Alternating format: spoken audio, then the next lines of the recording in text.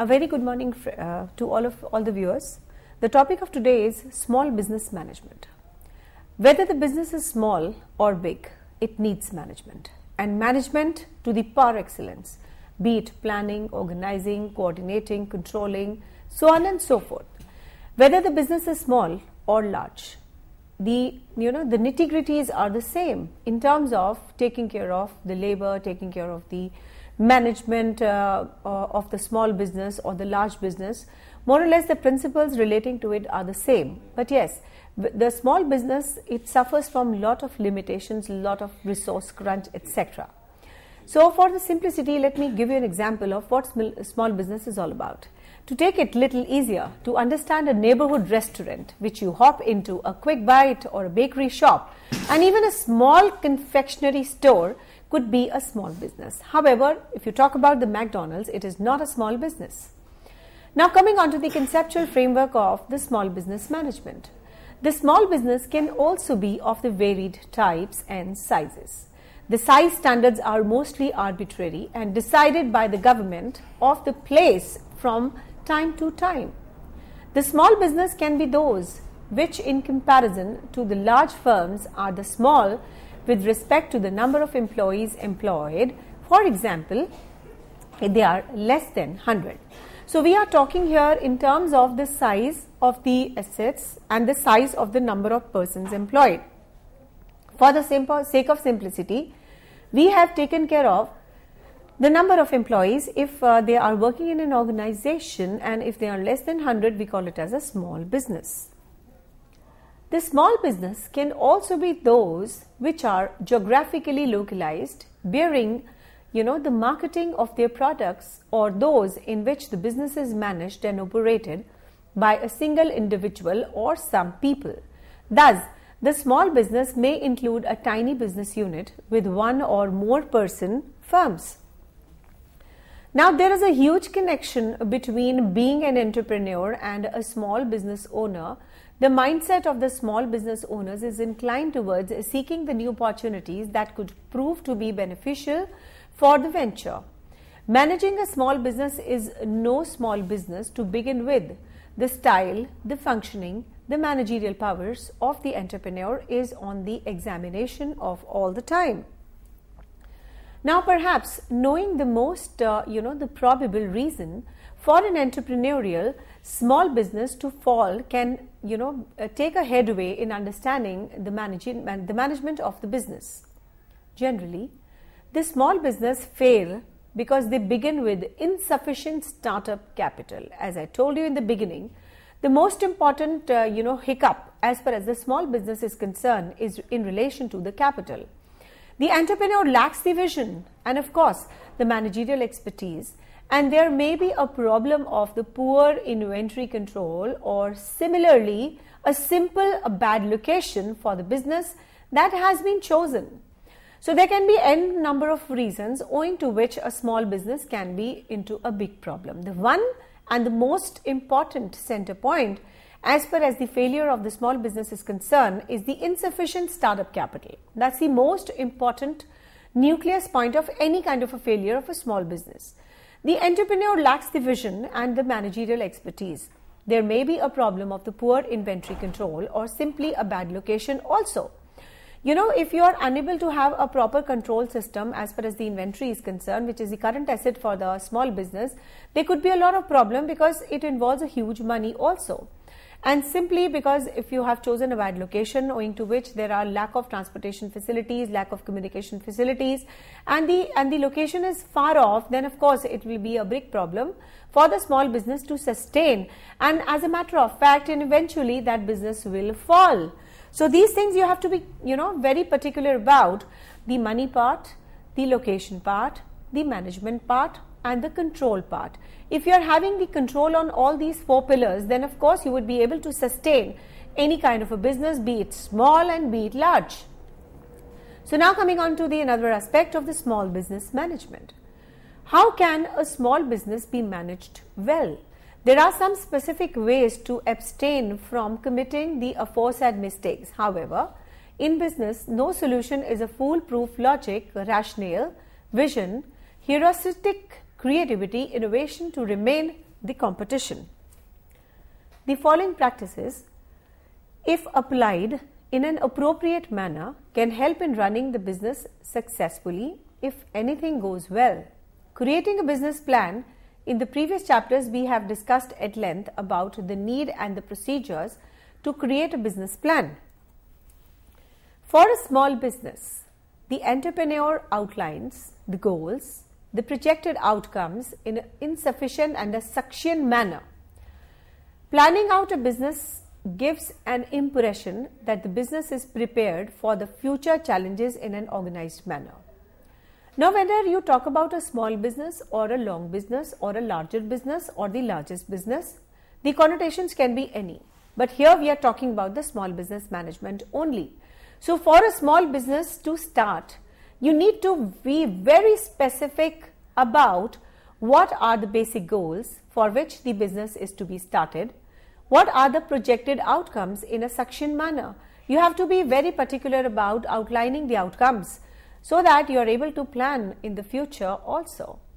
The planning is where you are and where you want to go. So, planning is an activity of what to do, how to do, when to do, where to do, who is going to do. So, there are who's and was and so many ifs and buts relating to planning.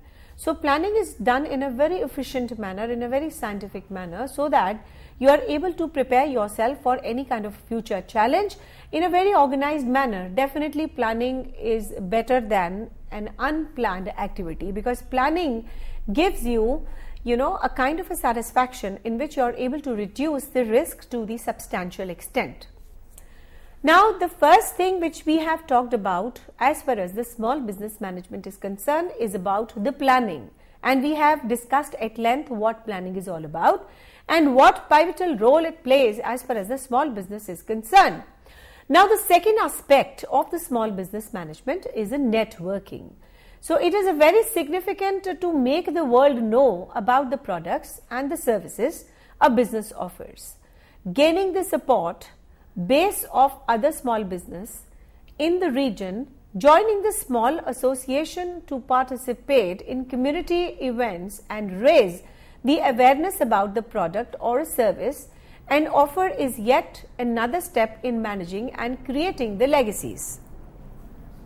So, we have discussed it till now the two aspects. The first was the planning. The planning was definitely an activity which reduces the level of risk, and of course the second part we have talked about is a networking, which is very significant these days, because the era we are talking about is an era of networking, the era of knowledge, the era of internet. So, you have to talk about the networking to the best possible extent, because it gives you a good mileage as far as the small business management is concerned. You have to seek support base of the other small business in the region, joining a small business association to participate in community. Basically, you have to spread the awareness, you have to spread the connect, you have to clutch the people who are around so that they know what you are doing. There's an information dissemination, there's a persuasion also, so that they are able to associate themselves to be a part of your business.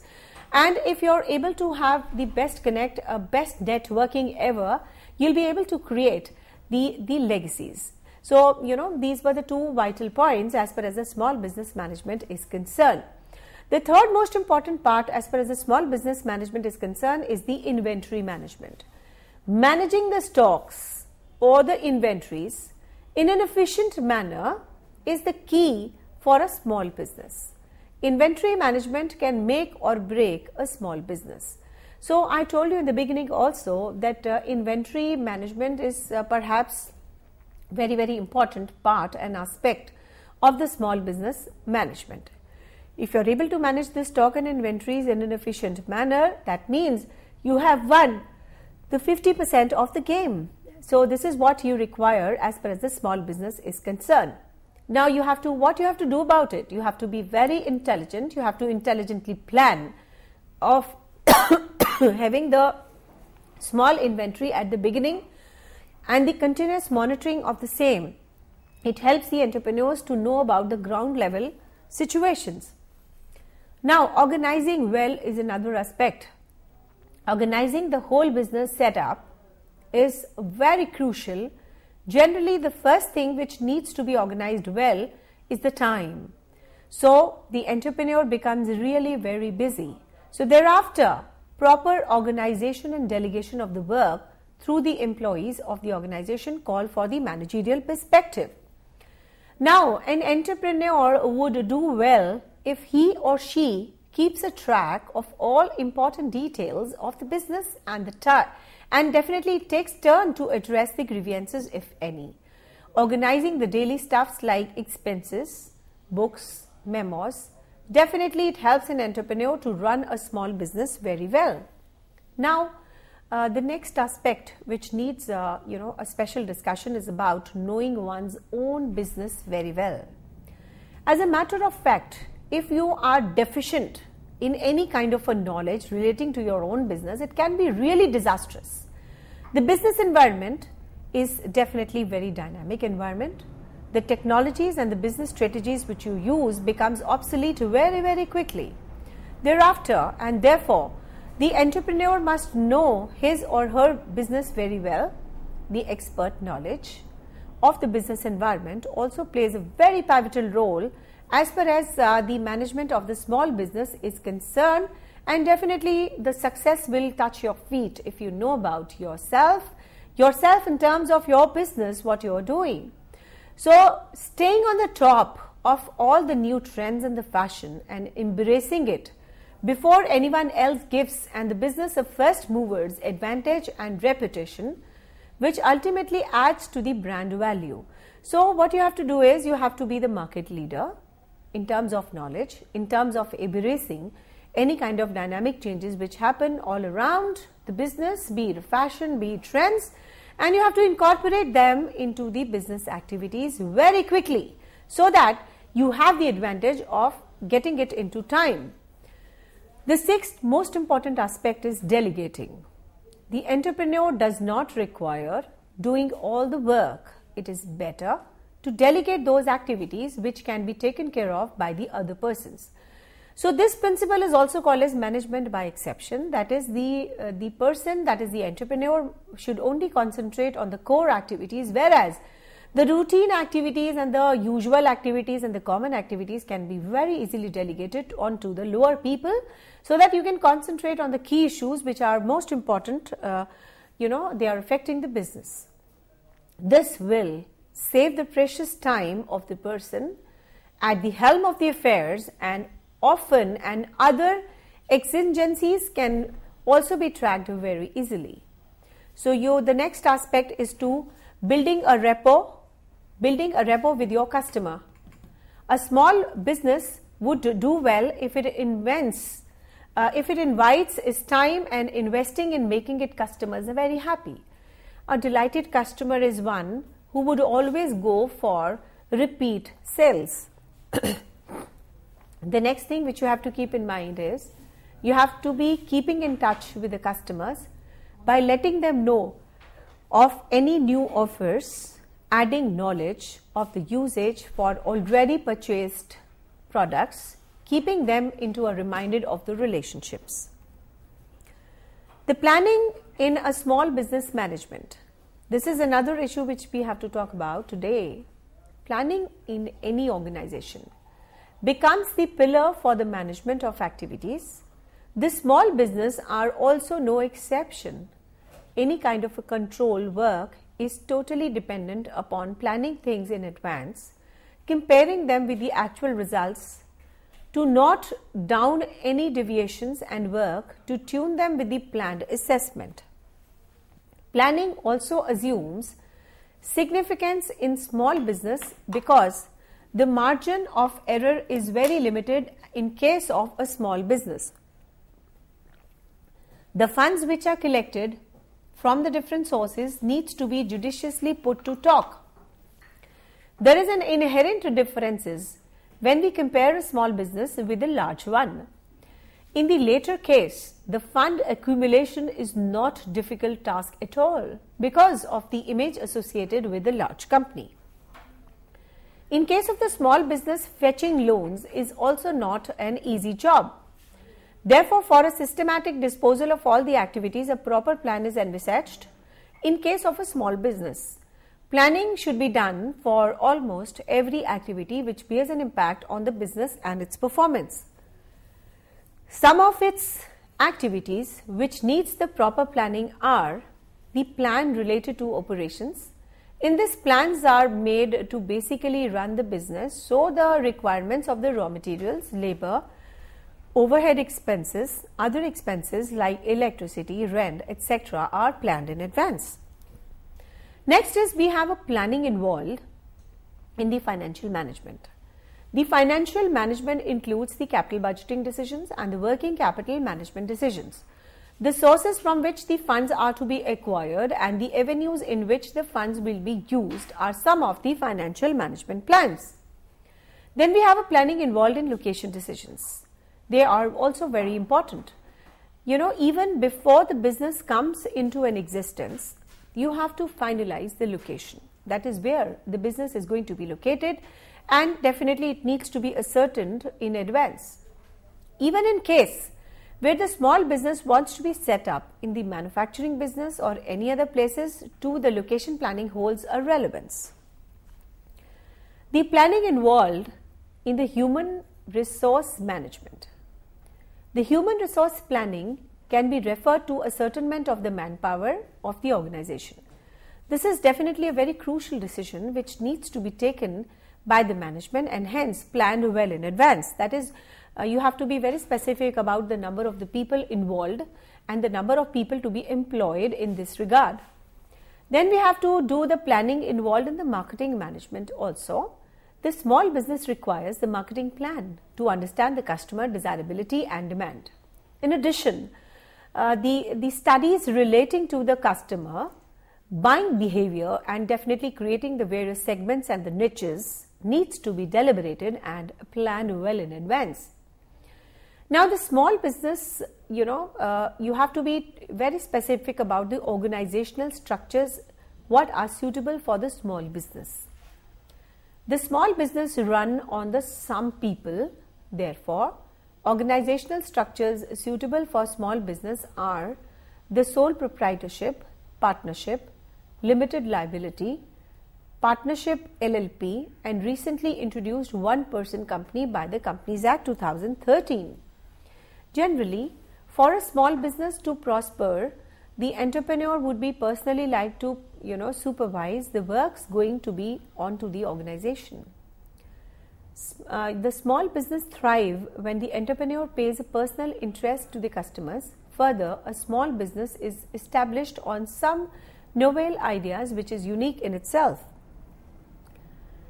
Now, if you also talk about the financial aspect of it, the amount of the fund, in the context of these advocates, a small business would require utmost secrecy, quick decisions making, personal supervision, expertise in business skills, ease in formation, less stringent formation and formalities and the registration rules, etc. Now, we are coming on to the first structure, that is a sole proprietorship. As the name suggests, this is a business which is established by one person. We call it as a one-man show also. So, he or she is the one who is solemnly responsible for bringing into the requisite capital. It takes care of everything on its own and also bears the risk for running and managing the whole enterprise completely on his own. The small business, the organizational structures which are suitable for the small business. The small business could be formulated as a sole proprietorship business owing to the suitability, which is business not requiring any specialized service. Limited risk is inherent in that business. The personal attention is required at par excellence. The care is required at par excellence. The quick decision making is also a prerequisite. So, these are the cases in which we are very happy with one kind of a organizational structure called small business sole proprietorship. So, here everything is managed by one person. We do not need any kind of a specialization. The risk is also inherently less. You need to have a personal attention, personal care, personal service, and of course, if you need to take quick decisions, then you need not depend upon anyone else, and you are the only one who is responsible for any kind of a pivotal role which you could play in that business. So he is only the one person, and taking a quick decision is a prerequisite of this kind of a business. So in this case, the sole proprietorship is one aspect which is suitable in all the circumstances which we have also talked about. Now in 2013, the Companies Act made certain amendments and came out with a new concept called one person company, or we also call as OPC.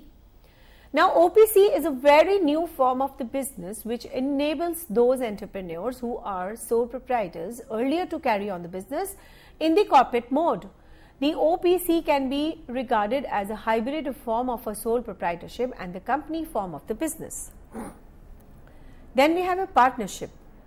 This form of organizational structure has more than two persons who have an agreement of working together, sharing the profits in a manner ascertained through the partnership deed.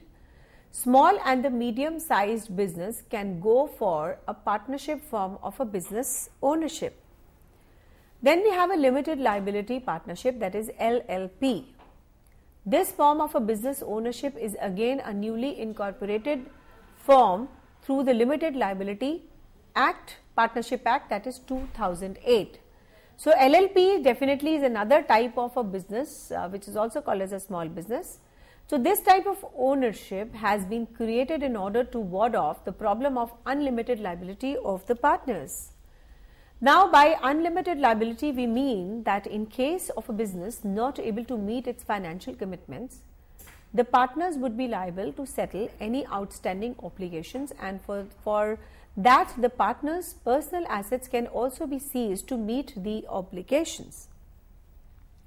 Now, in order to remove this clause, a limited liability partnership was conceived wherein the partners would be liable only for the share of the partners, the partnership, and also the other partners would not be able to liable for any conduct of any partner.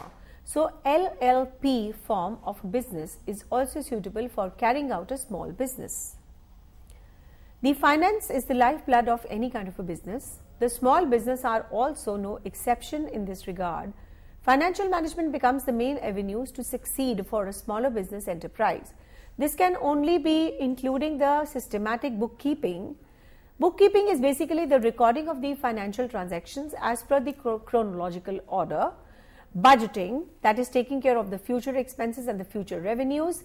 Financial statements, upkeep, that is the balance sheet, trading and profit and loss account, etc. And the financing of the projects, etc. So you have to be very particular about the financial aspect, because without money nothing is possible. So especially when you're talking about the small business is no exception at all. For anything, for everything, you need the successful business with money only. So this can include the systematic bookkeeping, budgeting, financial statements, upkeeping of accounts, and financing the projects, etc. So now we are coming to how we are going to prepare a budget. What is a budget? It is definitely a very essential and important tool for advanced and systematic planning.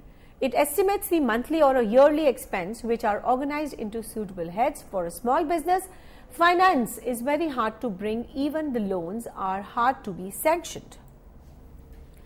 In that scenario, effective budgeting at least gives a very clear picture of the total requirements of the business and how much time the business has to bring in those financial resources.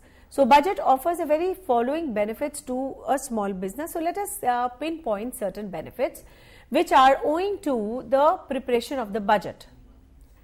It helps in ascertaining all recurring and non-recurring business expenses. Planning for the future assignments and the projects. Expansion planning and planning to economize the business. So these were, the benefits which accrue to a small business after the preparation of the budget. So let me give you a recap of this aspect again. It is definitely a very important activity. It gives a small, mileage to the business, small business. It helps in ascertaining basically what are the recurring expenses and what are the non-recurring expenses for the business, which gives you a total count of the total money needed as far as the expenses and the running of that small business is concerned. Now, planning for the future assignments and the projects, because if you're very clear about the the cost aspect, so you'll be able to ascertain the future activities if you are having a very complete idea about what the business is all about and how much money is needed in this regard. So the next is your expansion planning. So expansion planning is how you have to extend your activities, how you can move about. So any kind of adding some product to the existing network or adding a customer range, etc. This would need an expansion planning also. So planning to economize the business is also very important, because the profits would enhance or increase if you are able to economize on the cost. So the budget tells you on a bird's eye view of these issues very nicely, very quickly, very efficiently, very effectively. So they are going to be incorporated into the type of the business you are doing, and of course it gives you a big mileage as far as a small business is concerned. Now, another tool which is available to us is an integrated ratio analysis. The ratio analysis is also very important quantitative analysis of the financial information which is available from a company, the financial statements or share the price. Now, basically we have also talked about that it is a quantitative analysis in which you will make the assessment of the financial statements taking into consideration the share prices. The ratios are the key to the financial analysis, as they provide the input for evaluating and comparing a company to its peers or to an industry benchmarking. The ratio provides a vital sign used to measure the corporate health, allowing the investors to drill down the specific aspects of the company's operational status. For instance, the company may be profitable, but certain ratios could indicate that it does not manage the inventory well, or that it has a cash flow issues. The financial ratio falls into different categories depending upon the parameter being measured. The term obligations and the level of debt. Examples are debt ratio. The activity or an efficiency ratios. These measure how effectively a company's day-to-day operations are managed, inventory, selling of the producing products, and using the assets to generate the revenue. For example, inventory turnover, that is the cost of the sales upon inventory, the working capital turnover, that is the net sales upon working capital, the liquidity ratios. These measures the flexibility of a company to pay their short-term obligations. Now, there are a few more examples which needs to be addressed. For example, a current ratio. Current ratio is what? It is a ratio of the current assets upon the current liabilities. The quick ratio is current assets upon the current liabilities, that is inventory. Now, we have a solvency ratios also. This measures the flexibility of a company to pay the long-term obligations and the level of the debt. The examples include the debt ratio, that is the total debt upon total assets, the financial leverage ratio, that is the total assets upon total equity, the profitability ratio, that is these measures the ability of a company to generate the profits and the revenues. The examples include the net profit margin, that is the net income upon and a revenue, the return on equity, that is the net income upon equity. Then we have a valuation ratios also. What are valuation ratios? These are used to value a company's equity and are often used by the analyst to determine if a company is to buy or to sell. Examples include the earning per share, that is the net income minus the preferred dividends divided by average outstanding shares, and the price earning ratio is share price upon earning per share. Now we have assessing the business risk. How do we assess the business risk as far as the small business is concerned? The risk is inevitable and they always remain with the business organization. Every business entity should go in for a thorough business risk analysis to rule out any project or avenue which can prove to be a detrimental for the organization. There can be a financial risk as well as the risk from the market competitors which could arrive unweighted. As an entrepreneur of a small business, the risk assessment and corresponding management strategies should be ready to meet any kind of a risk heads on. A risk can be defined as something which is uncertain and is associated with a particular circumstances which would render a business inoperable and cause the financial irregularities and insecurities in the organization. For a small business, it is imperative to create a risk assessment profile and identify all the underlying, the threats. The business can assess its internal environment, for example, marketing, financial, strategic, operational, work-related risk, etc. The business would do well if all the assesses its external environment, risk, etc., changing the economic conditions, changing the world economy, new market competitors, and even the natural disasters, etc. The business risk assessment are preventive, strategic tools in the hands of the entrepreneur to know of any underlying and they act upon them through remedial interventions. Business, if carries out a successful risk assessment, then it always has a top hand upon an adverse situation as the business would be prepared for the same time. The risk assessment are so designed so that they may provide a timely information to the business and seek upon a preventive action which ought to be taken into that point in time. Further, the risk should be assessed in terms of severity. Moderate risk need to be differential upon the severe risk. The severity can be weighted through the analysis of the underlying financial damage that the project could probably cause. Therefore, the business risk assessment is basically binding upon the defense mechanism to survive and come out with unsang from any perceived internal external threats. Then we have a leverage analysis. What is that? In order to gauge the well-being and the risk level of a company, return on equity is used. Return on equity can be also defined as an amount, that is the net income returned as a percentage of the total shareholders' equities. So ROE, that is the return on equity, it measures the company's profitability by showing the profitability levels of the company gathered through the money invested by the shareholders. The ROE can be expressed as a percentage and the ration can be written as follows: ROE is equal to the net income upon the shareholders' equity. The net income is the annual profits before the dividends paid to the common shareholders. The shareholders' equity does not include the preference shares. So the leverage in the business terms refers to the debt of the borrowing of the funds to the final purchase of the assets of the company. The business owners can be used as a debt as well as the equity to finance the purchase of the assets of the company. When the debt is used as a finance of the assets of the company, it is referred to as a leverage. They increase the company's chances of earning more returns. However, equally like the company can go on a bankruptcy too much of the debt financing drives the company default risk also.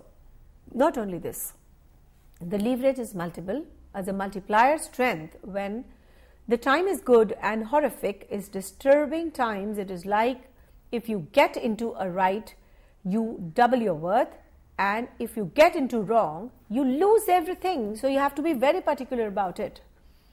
Let's explain the leverage with an example. Suppose you need to purchase a house which is worth 1 lakh. You have 2,10,000 and you borrow the rest of the 90,000. So, what is this? The leverage ratio in the case of 1, that is for every 10th of the assets you have to put in 1 of your own money, that is the equity. Now suppose the house prices increases by 10% and then how much would you need your own share. So 10% of the entire of 1 lakh rupees. The house is now worth 1,10,000 and after the debt of 90,000, you are left with 20,000, making a gain of 10,000 again.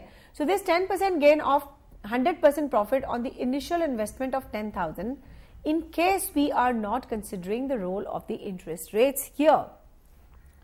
Now think that what will happen if the house prices decreases by 10% and then 20% of the second instance. We have to be a reader of understanding and definitely calculating the same and then analyze the negative aspect of trading on equity. Now we are on to a very different part, that is the marketing. After the financials have been discussed, a very important aspect of managing a small business is managing the marketing area in a very prudent fashion, in a very careful manner. The need is for a small business managers and the entrepreneurs to understand and develop a specific marketing programs for this product and services. The long-term success can be achieved only when the business is able to provide a delight to the customers. A delighted customer is one who will facilitate the repeat sales. No wonder brand assessment and brand development are achieved when a customer is ready to offer his lifetime purchase value to the business. Now we are coming to a product planning development. The small business in most of the cases thrive on a unique product which have a unique selling proposition. It is prudent for an entrepreneur to think about the new avenues, as the life of the product depends upon the product life cycle, that is the PLC. Like the human beings, the products also have a life cycle with the definite introduction and decline stages. The product life cycle theory was propounded by economic Raymond Werman in 1966. According to this theory, a product passes through the pre-development and development stage, introduction stage, growth stage, maturity stage and decline stage. For a small business, constant endeavor to bring out a creative products is necessity. In this context, the product planning and development should be in consonance with the desirability and development of the product. The market researches provide a definite insight and trend which tends to be an entrepreneur to develop the products accordingly. It is also imperative for an entrepreneur to constantly think about innovating and creating new ways of providing solutions to the customers. In the small business, knowledge about the customers is of great significance. The market research also gives an insight of the matters related to the marketing share, effectiveness of the advertising, response to a new product being floated in the market.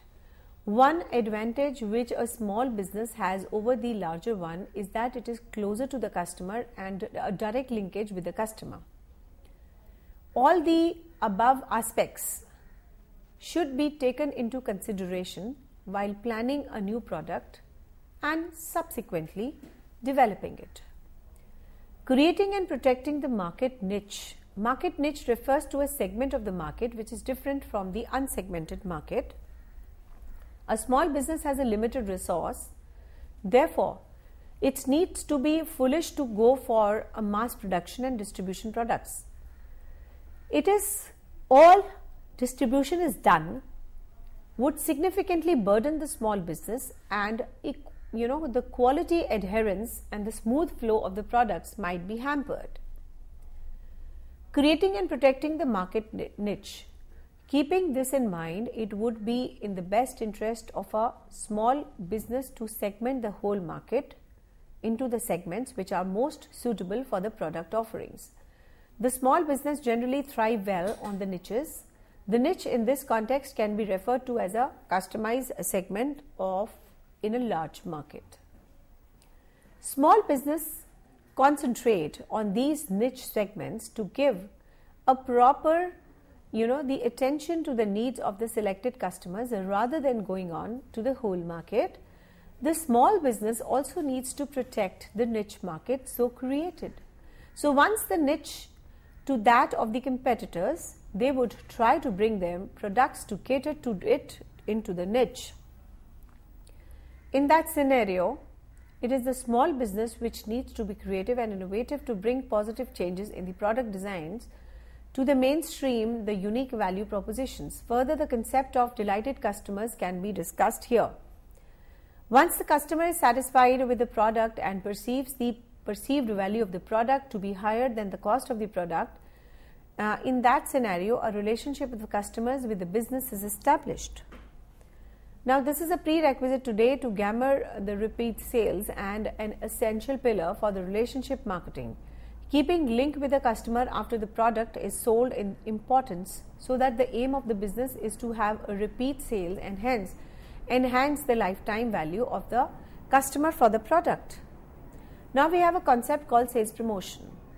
One element of promotional mix is a sales promotion. In this, the mix utilizes a variety of incentive or excitement, a building program that generate a specific response from the customer. Some of the examples of the sales promotion are listed as follows. 2-for-1 offer. We have another example of coupons. For a local market, this type of sales promotion activity can work. In this, in order to garner more sales offers, buy one and get two can be an experiment upon. Then we have a coupon. The small business offers the coupons. These are the certificates which entitle the professor of the coupon to exercise the rights of the claiming of them which have mentioned in this coupon. The said benefit could be a saving or a special offers. The coupons have an expiry date and redemption after the date is not allowed. Then we have the sweepstakes. This ensures a considerable interest and excitement among the customers. In the sweepstake, customers submit their entries in the form of some guess or a slogan. This participant customer name are put to a drawer after a preliminary round of rejecting the mediocre submissions. Suitable awards are then distributed according to the draw of the lot results.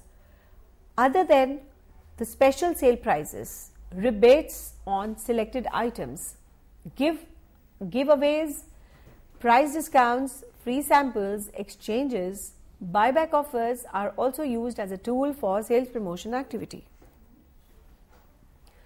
Then we have advertising.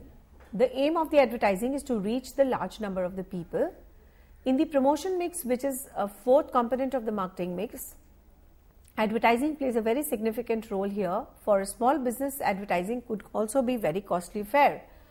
So the entrepreneur must choose an appropriate means to advertise his or her product without costing too much for the investment into a generally a small business is localized, and therefore the local medium advertising would be the most suitable. However, this is not a last word, as the small business can have a fairly large spread of the customer base. Advertising of the product nowadays can be easily done through the following mediums: online advertising, the search engines, the social medium, etc., the yellow pages, the sponsoring local civic event or an activity, the local newspapers, the billboard or posters, the flyers or handbills, direct mail advertising, local radio frequencies, the product costing and pricing policies. The product costing and pricing is an important decision, and of course the pricing decision determines the revenue of the business directly. Now, the factors which the product costing and the pricing policies are most significant in this regard. Now, the factors which needs to be considered while pricing the product are cost in manufacturing the product, analysis of the perceived value of the product with respect to the price determined, the product desirability, the demand which can be ascertained from the market research. The other factors which have a say in the determination of the price of the product are convenient location of the business, more customization business, especially with regard to the small business, and the price charged by the competitors. The summaries and give definite heads. The determination of the right price of the product for a small business in particular depends upon the following three factors. What are those three factors? The first is the cost structure of the business. The business cost structure differs from the business to business, and a difference could be enormous.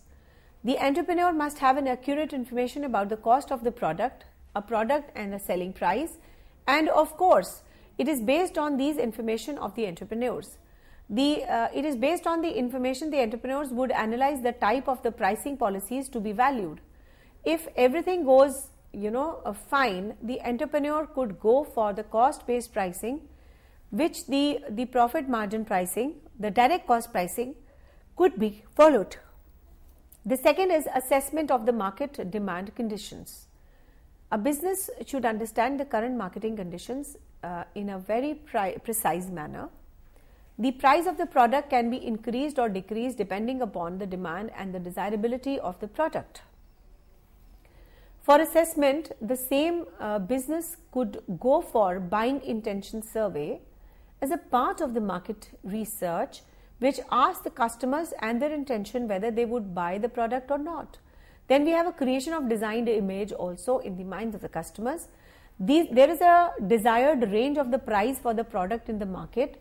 The decisions of the entrepreneur of the small business should be, to a position the price of the product between the price floor, that is the minimum base price of the price ceiling, and the maximum price charged.